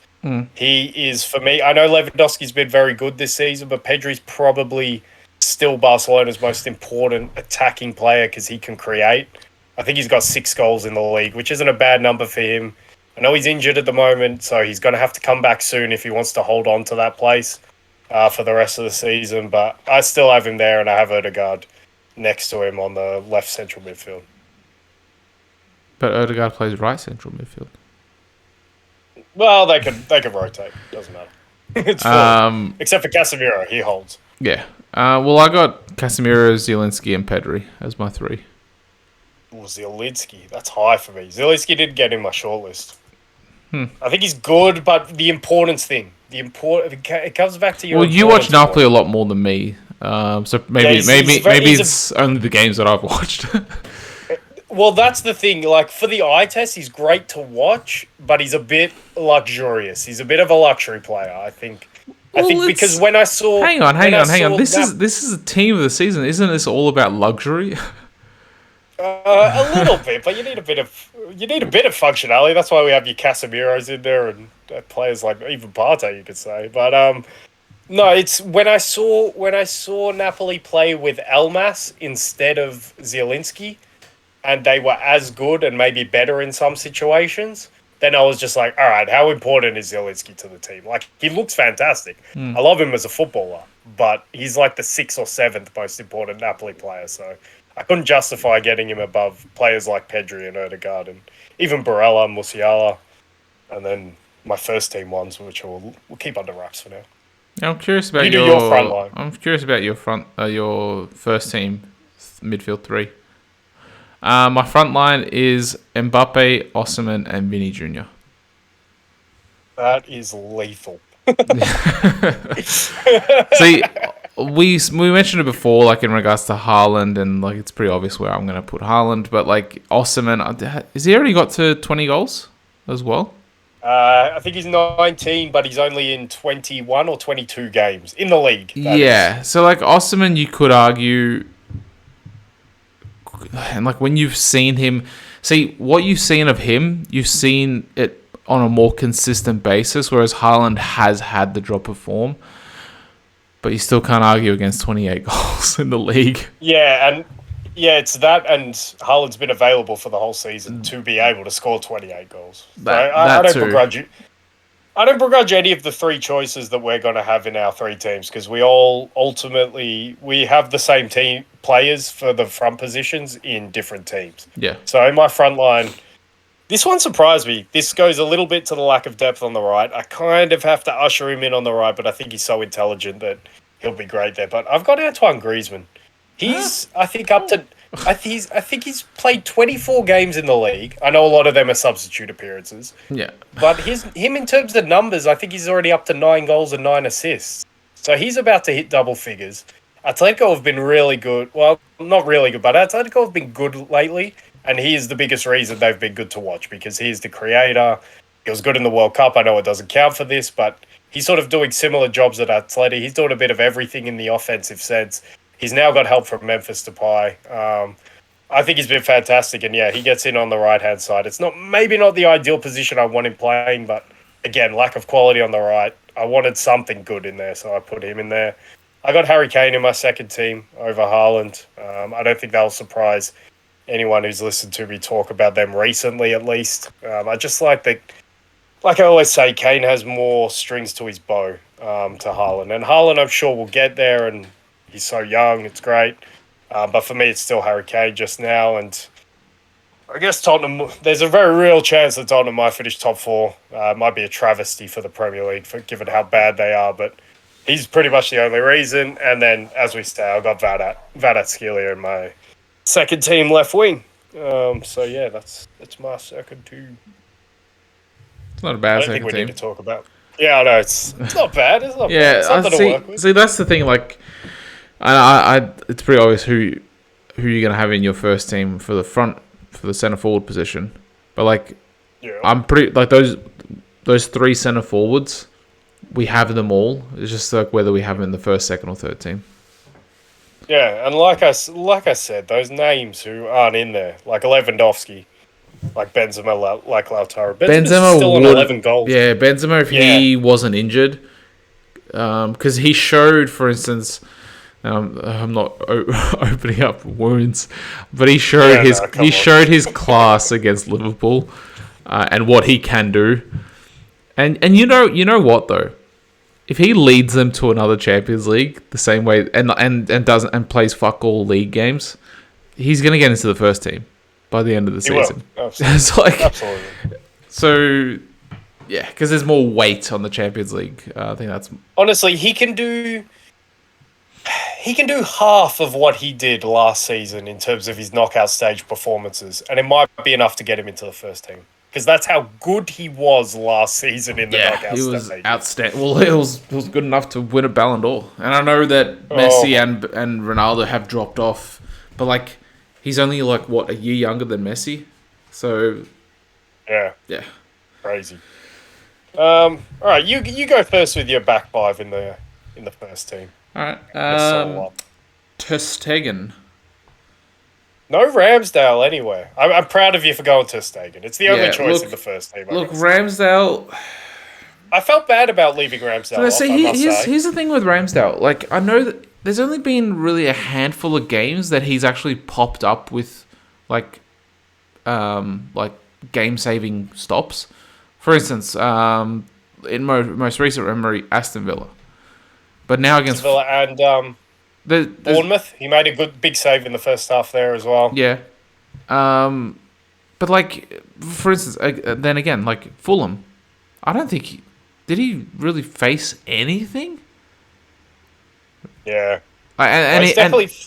So that's my point. Like, I think he faces a lot less than what, for instance, Ter Stegen or De Gea, especially De Gea face. De Gea, that's the one I sort of gripe with. De Gea actually wasn't on my shortlist for the goalkeeper position. Yeah, and I would definitely put Ramsdale above De Gea at least. Ramsdale isn't called upon enough. Yeah, well, that's the thing though. For me, I always value like Alisson last season, who got my first team spot. Alisson wasn't always called upon, but when he was, it was a big one-on-one moment usually, and he usually made the save. So for me, I always value goalkeepers who play in good teams, who are just alert enough to come up with big moments. And I think, for me, Ramsdale's done that enough to outweigh what De Gea has done when he's been called upon a lot. Because the thing for me, and why I don't have any Man United defenders in any of these teams, is because they've still conceded 35 goals in the league this season, which is still, 10 more than City and Arsenal. And I think Newcastle are only up to 18 or 19, so it's a full 16 or 17 more than Newcastle. I couldn't go there with De Gea or any United defenders in the end. I think Luke Shaw and Lissandro Martinez and players like that still made my shortlist, but yeah, they couldn't make it in the team. Yeah, and that's fair enough. But yeah, look, Ter Stegen's my goalkeeper for the first team. Yeah. Do they have the best defense in all of Europe? Yeah, according to goals against, obviously, which is what we're going by. Yeah, I do. I got White at right back. See, there's my gripe. There's my gripe straight away. Do you want to finish or do you want to do it now? I'll finish. Kim and Gabriel as centre backs. I've said this before. Gabriel's had a much better post World Cup for Arsenal than Saliba. And I got Zinchenko at left back. We've got two of the four the same. All right, do you want to start on the positive or the negative? Or the bit that I'll take gripe with, or the positive bit? Just get into it. I can't in good conscience allow Ben White above Giovanni Di Lorenzo this season. I just think Di Lorenzo's been unbelievable for Napoli. I think he offers more defensively and he offers more going forward this season. I'm picking nits because I still have Ben White in my second team. Yeah, so why are you going at me for this? Because Di Lorenzo's a lock for first team for me. That one's obvious. And then on the flip side, I guess you could use your importance argument, but you can use your important argument for White as well. But on the flip side, talk about locks. What about the come up for our boy Kim Min Jae? Like, was there more of a no brainer in any of the positions? Kim Min Jae is a 100% nailed on first team. Maybe Ter Stegen's the only one who rivals him in terms of nailed on, because Kim Min Jae is just like you put him down on paper, he's first team. Like, no one has been better as a centre back this season than Kim Min Jae. He's been unbelievable, and he's probably second most important part of Napoli's success this season. But like, who'd heard of him before this season? Like, only your ardent sort of South Korean or Turkish football fans would have known what Napoli were buying, and he's nailed on first team for the last two times we've done it, and I'm pretty sure you agree with that. Yeah, I agree with that, and that's why I put him in my first team alongside Gabriel. Exactly. So yeah, I have Di Lorenzo, I have Zinchenko, and Kim are my same. This one is maybe a bit left field, but when you look at who's your goalie, much better, Ter Stegen as well. Well, then we have three of the same five. Yeah. This one's weird, but when you look at how considerably better their defensive record is, I had to pay homage to Newcastle. Yeah. And he didn't make any of my teams, but I got Sven Botman as my other centre-back. I think he's the one playing still to his same level during this sort of blip for Newcastle, which is sort of leading Newcastle to still have an excellent defensive record, even though they haven't been great recently. And yeah, I just think he's a colossus. He's a presence. He's built for the Premier League, and he's shown that this season. Maybe because Newcastle defend as such a team, it's taken me a while to notice him, and maybe I wanted Newcastle's good form to continue for a bit. But again, I say best defensive record in the league by some margin as well over Arsenal and City. I think it's 6 or 7 goals, and they've only lost 3 games all season. I know they've drawn a lot, but you can't blame Sven Botman and the defence for that. So, yeah, maybe a bit left field, but I got to pay homage to the best defence in the most competitive league in the world, especially for a team like Newcastle. So he's a big foundational piece of why they're challenging for top 4 for me. That's a fair pick, considering they have the best defensive record in the Premier League. It's just a shame. It's a shame that they've dropped off like post World Cup. Yeah, in the offensive sense, particularly. Maybe Almiron's goal gives him a bit of confidence and he gets a little bit hot again. But I'm sure by now you can tell that a lot of my picking is to try and sort of tell the story of what the season has been in terms of teams as well. So for that reason, he gets, not just for that reason, he's been immense, but he gets their first team. I'll give my midfield and then you'll give yours. So I got Partey and Holding. I have Bellingham in the first team. I know Dortmund have been a bit dodgy, but I think he's been so much better than everyone else at Dortmund for me. I mean, Julian Brandt made the shortlist as well. He's been good. Nicolas Serle made the shortlist.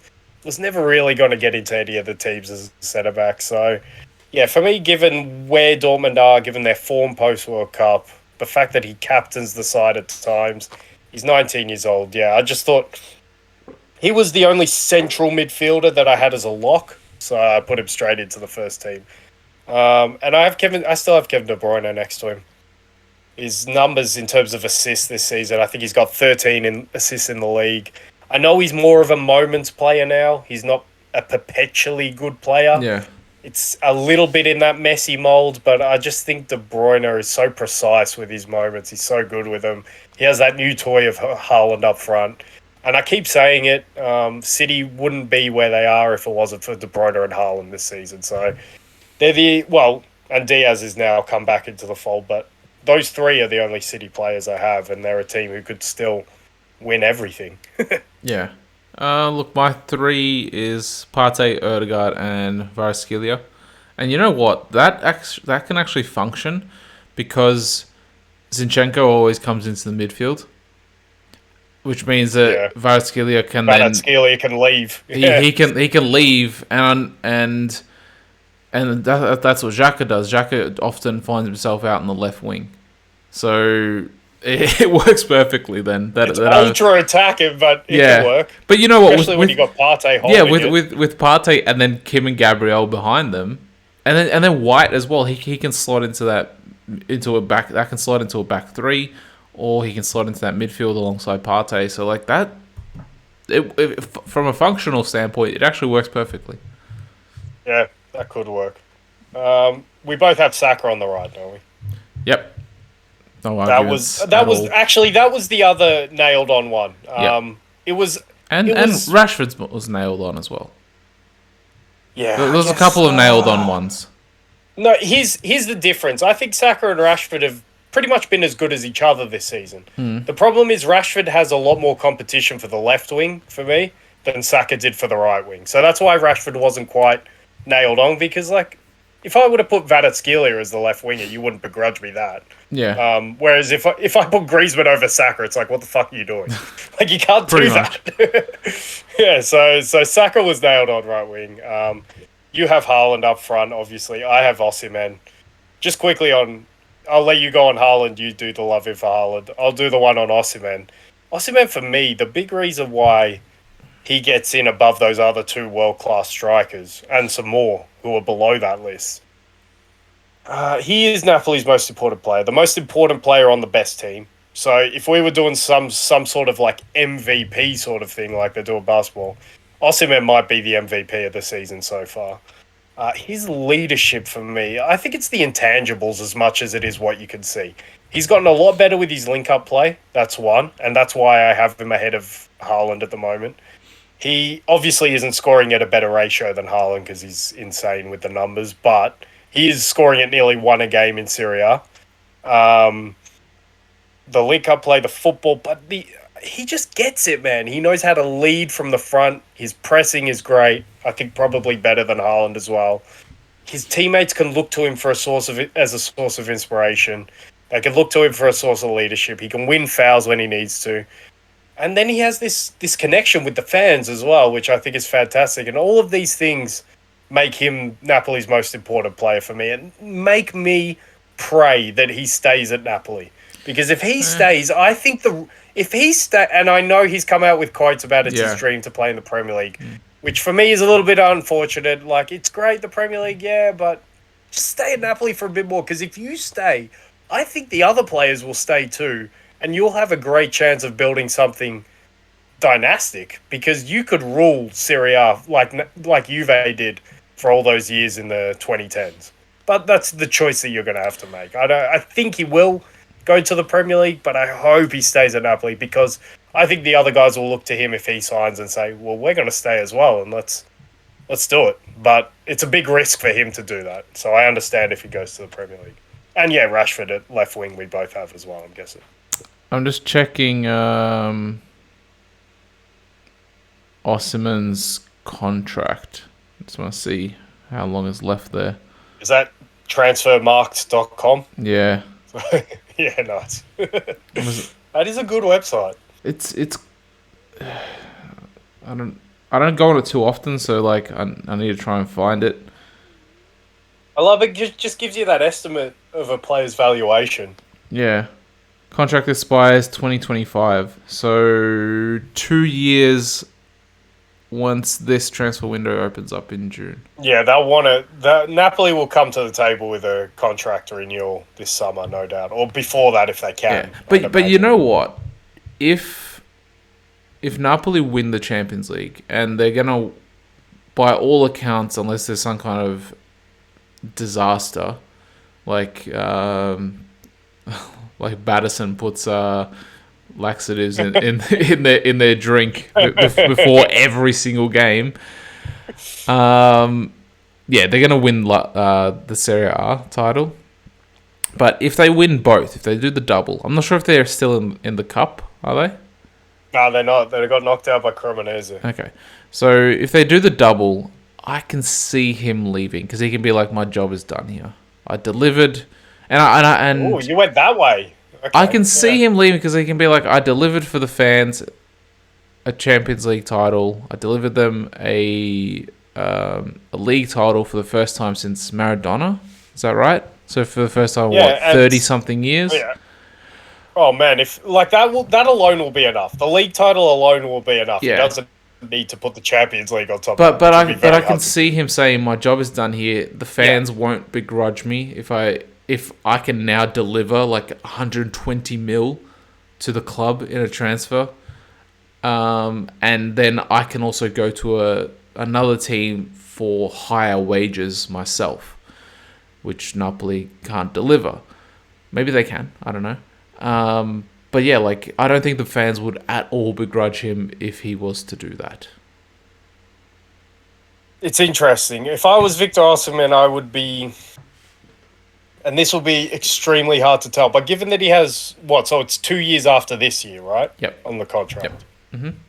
I would use the start of next season to judge where everyone is at. Because like we keep saying, this season is potentially a very weird season. And maybe I would want to see, is it an anomaly that Vadaskelia is this good, that Lobotka is this good, that even Kim Min-jae is this good this season? Do they drop off next season when they're hunted and when they're the champions? And if you can see that within the first half of the season, then you already know what you're... And also, on the flip side, you've got to look at, do Manchester City, have they retooled and they're stronger? Are Liverpool coming back stronger? PSG, what do they do in the off-season? Bayern Munich, what are they doing? So if I'm looking at all of these things, Barcelona, obviously Real Madrid, maybe not Real Madrid because we know they have their eyes on Mbappe. But I would be judging the landscape of European football if I'm Victor Osimhen, who for me is the best striker in Europe at the moment. Within the next year, that's what I'd be doing. Because if it looks like after halfway through next season, Napoli are still, maybe not this good, but still very good, one of the best teams in Europe, challenging for Serie A, competitive in the Champions League, getting through the group, and then being a good knockout team, then maybe it's not in your best interest to move. Because maybe you're just the best team in Europe now as Napoli. Maybe you are in the best position and you have the best players. So, for me, I would be analysing, I'd be judging. Because for me, at what point do wages matter at the end? Because I'm sure Napoli could get up to 160, 200,000 euros for me, surely. And at what point, do I need more than that? Or can I win Champions Leagues? Can I win Serie A titles year in, year out? Can I be the main man for this crazed fan base who I have a great rapport with? They love me. I can be their captain. So at what point does the money really matter? Well, according to Transfer Market, it's 59% PSG, 42% Arsenal. I hope it's not PSG. For current it can't rumors. be PSG. Well, PSG probably more so because of obviously the money. Did you check the wages? What's he on? Reportedly, I don't know where. I don't know where it says the wages.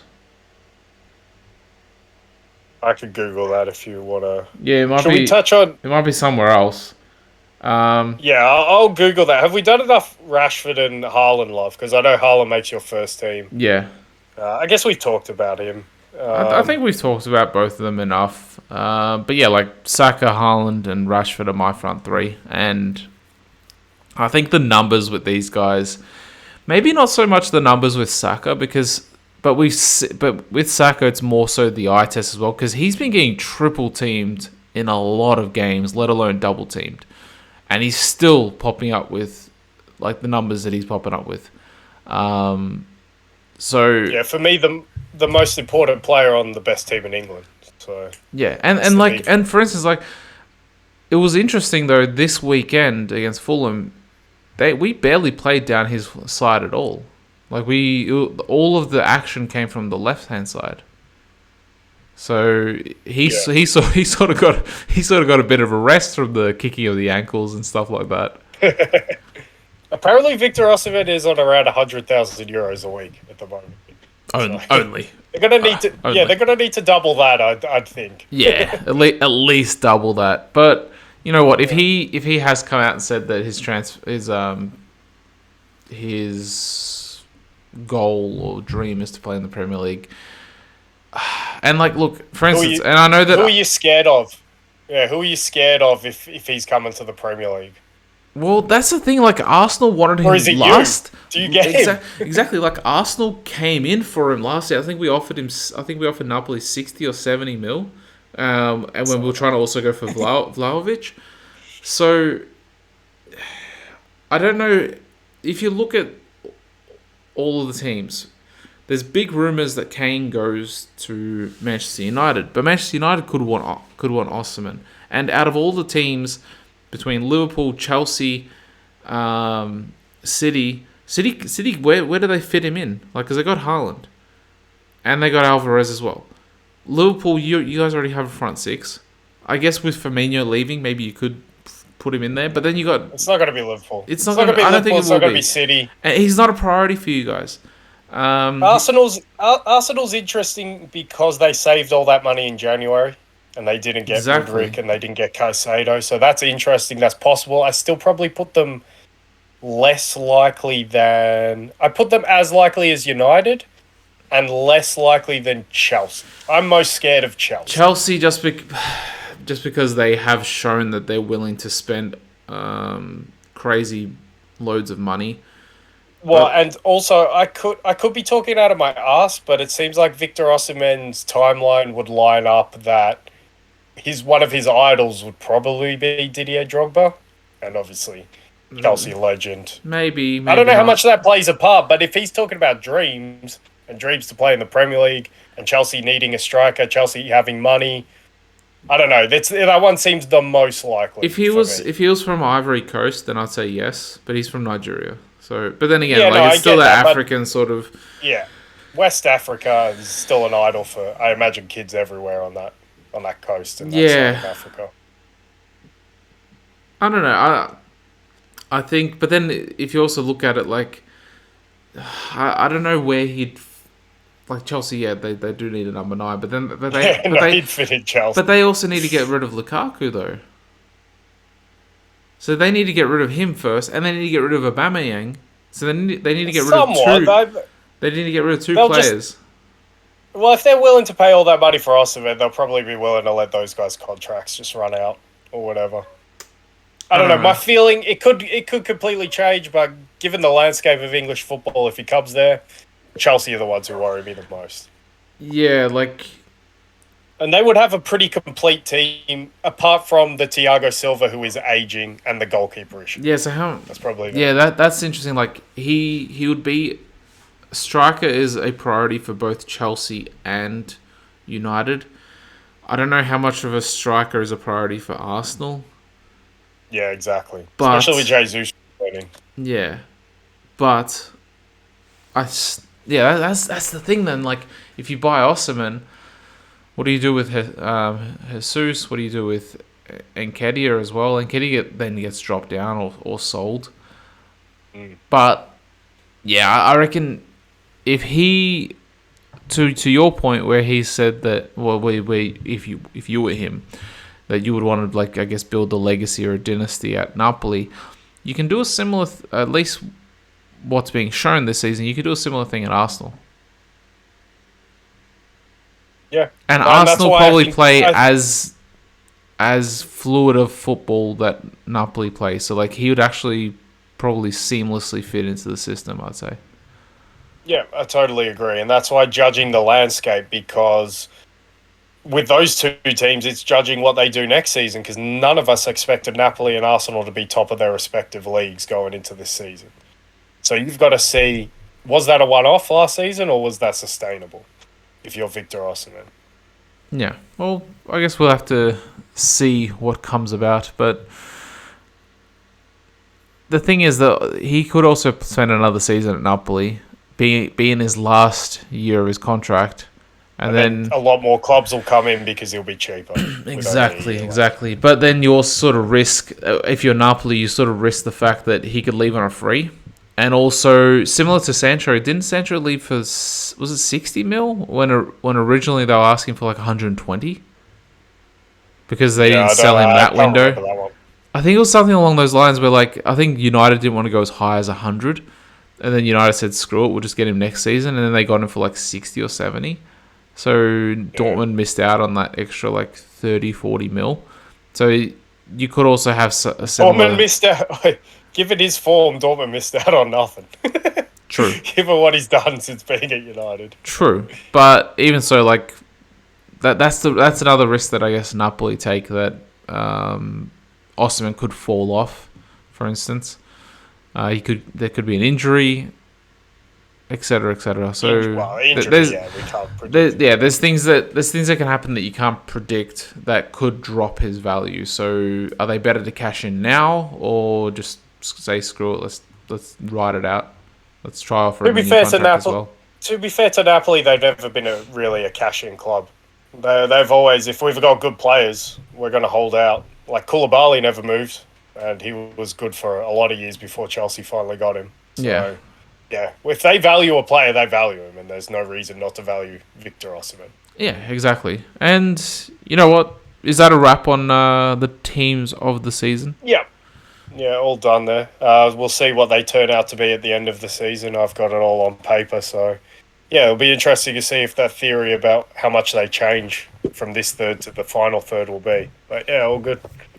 And we're just going to do a quick wrap of the Champions League, and I guess Europa League quickly as well. At least the two fixtures, the two main fixtures. Yeah, I guess so. But if you want to hear me say that Liverpool. For me, Liverpool have no chance at the Bernabeu, then I'll say it. I don't give Liverpool any chance of... They could win the game, but I don't think they could come through the tie. Yeah, that's what my thoughts have been. Like, they can win the game, maybe like... It's hard to see Liverpool not conceding, so they could win the game maybe like 3-2 or something, or 4-2, but I don't know... considering if it was at Anfield, I'd be like, okay, maybe they can. Exactly. Nothing is over at Anfield, we know that. Yeah. But at the Bernabeu. So, I expect Real Madrid to go through. Yeah, I think any time this topic is brought up on a pod, they don't spend too long on it, to be fair, but even it being brought up, it's like, can Liverpool do it? It's like, no, they cannot.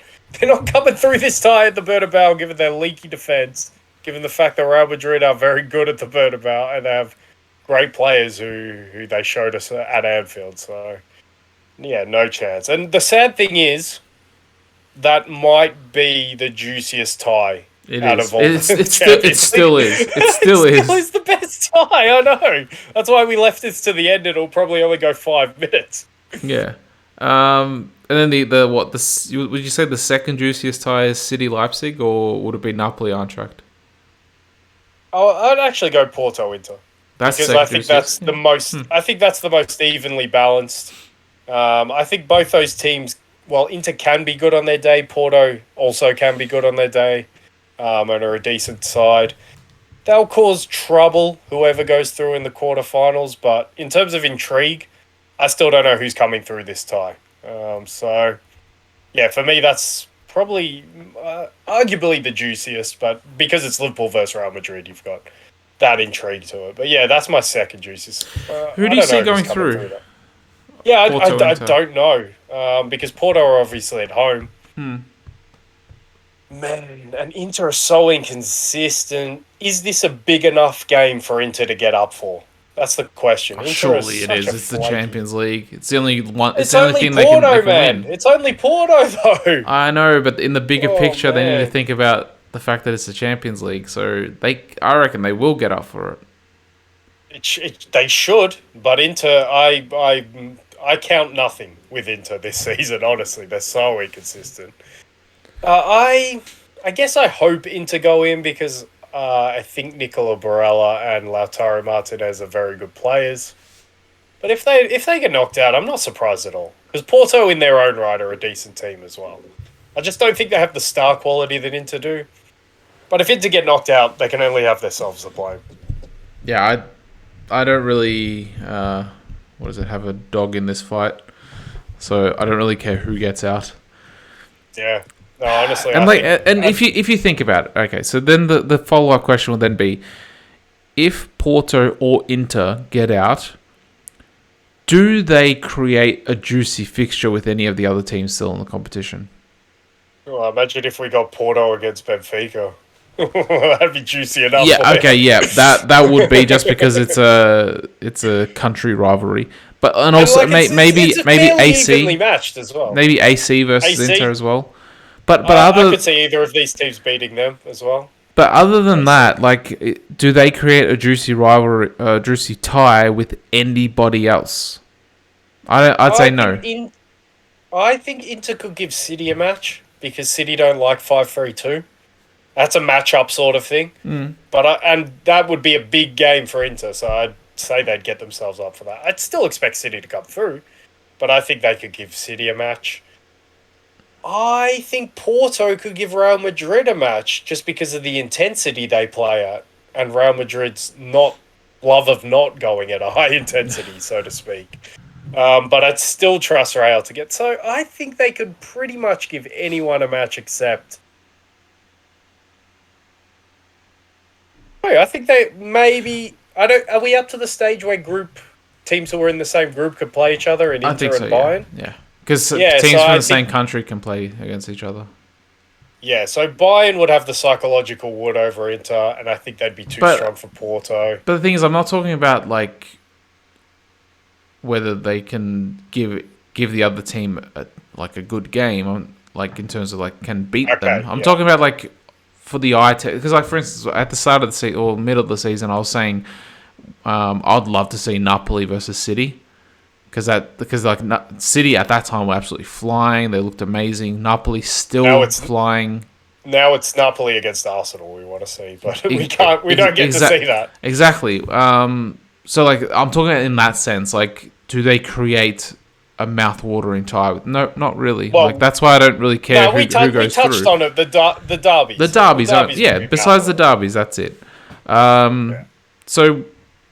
I do expect Inter to go through. They do have a lead, and considering Italian teams are very good at defending generally, I can see them going through. City Leipzig 1-1 at Leipzig. It's now playing. I think it's City. I think City go through just because Leipzig they've sort of fallen off recently. Oh, they've been disappointing. Yeah, they have. Yeah, but. Christopher Nkunku does have a hat-trick on this ground. Yeah, he should be playing. It's still tied, as you bring up. Mm-hmm. So, a fluky goal and then City just having an off night is still on the cards. Maybe a fantastic Guardiola performance. So, there is a path that is very faint that I can see where City get knocked out, but it's very faint and there's a highway here that suggests that City are going through. So I'll take the easy choice and go down the highway and say City are going to go through. Yeah, I like you said, we can see Leipzig going through and putting up a tough test. Everything has to be perfect. Yeah, but I think City, their focus is on the Champions League, or at least it should be. It should be. Napoli, Eintracht. I think is your boy Koulibaly out? He got a red card, didn't he? Yeah, he's suspended. He got red carded in the first leg. And it's at home. They're already up 2-0. Barring any disaster, Napoli go through. Yeah, comfortably as well. This is third nailed on only behind Benfica going past Club Brugge in the second leg and Real Madrid going past Liverpool in the second leg. Yeah. But I wouldn't even say that Real Madrid Liverpool one is completely nailed on. I'd say that one's third nailed on.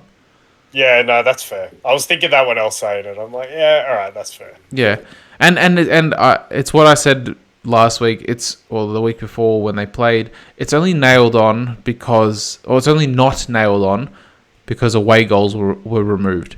If you still had away goals, then I'd be like, this is completely nailed on. There's no way you guys are scoring 4 and keeping a clean sheet, even though you kept a clean sheet against United and scored 7, but this is Real Madrid, this isn't United. So, but in all, we expect Napoli and we expect Real Madrid to go through. Yeah. Just quickly, Europa League, United pretty much they've sealed. I think they're playing Europa League already this week, aren't they? Yeah. Yeah. United have pretty much already sealed their fates. They're going through 4-1. Yeah, that's pretty much nailed on. Yeah, agreed. I think most interested I'm in, can Sociedad mount something against Roma? At home as well? At home, yeah. They're 2-0 down, so they're going to have to get a move on. And Sevilla's another interesting one because they're always dangerous. Leverkusen, I'm interested in Leverkusen as well. They're 2-0 up against Ferencváros, or however you say it. Yeah. But who was the other one? Arsenal Sporting as well. 2-2. Of course, that one. What was the Juve? other one? Yes, Juve, of course, because it's so vitally important that they try and win this to get into the Champions League. So Yeah. that one is the one that I'm probably most interested in. Not looking forward to the most because neither of those teams play great football. But yeah, interested in is probably that one for the stakes that Juve have on it. Yep. So we expect Arsenal to go through. However, if we don't go through, I don't think I'd be entirely disappointed because then we only have the league to focus on. And for that reason, there's why I can see Arsenal not going through. Yeah. Because I think everyone around the club could probably feel like they're professional. They'll go out to try and win the game, obviously, and this is a valuable prize for Arsenal. But I think everyone can somewhat feel a little bit. It's the Premier League we want. Come on, guys. Yeah, exactly. So, like, as a fan, I'd love to win it, but also considering we've put ourselves in the current position that we're in right now in the league, I wouldn't be entirely disheartened. Similar to how I felt when we went out of the FA Cup. Yeah. Yeah. So yeah, that's pretty much a wrap of the Champions League and the Europa League of what we expect to happen, I guess. Any other final words, Caleb? Not really. It was fun doing the 3 teams. We did it under 2 hours somehow. Probably helped that we didn't have much else to talk about in terms of current football, but maybe the Champions League will give us something to talk about. Yeah, if not the Europa. Hopefully we get some juicy matches. But yeah, Caleb, it's been a pleasure. To everyone listening, make sure you like, subscribe, comment, all that good shit. And thanks for coming, and bye for now.